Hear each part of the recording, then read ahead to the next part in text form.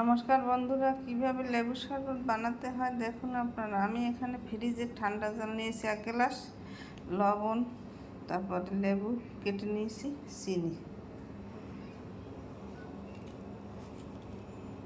চিনি 2 চামচ দিয়ে দিলাম,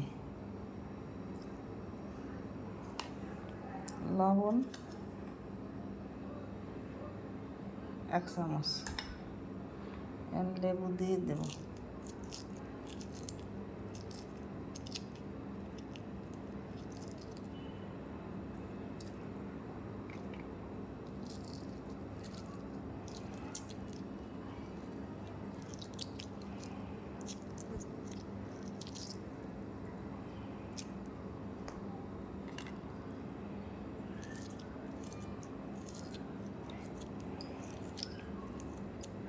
লেবু একটু বেশি দিলে ভালো হবে।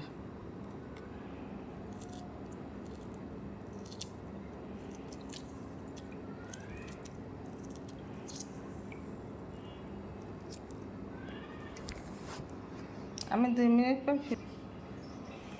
মিনিট পর ফিরে আসি।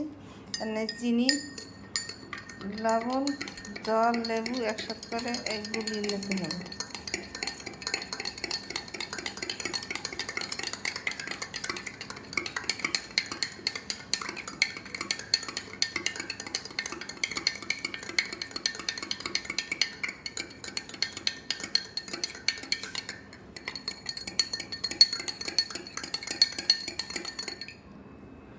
এইগুলো নিয়েছি। আমার লেবুর শরবত তৈরি হয়ে গেছে। আপনারা এইভাবে ফ্রিজে ঠান্ডা জল দিয়ে খেয়ে দেখবেন। গরমে খেলে শরীর ঠান্ডা থাকবে, গরম কম লাগবে। তৈরি করে খেয়ে দেখবেন, বাড়িতে বানিয়ে খেতে অনেক ভালোই লাগবে।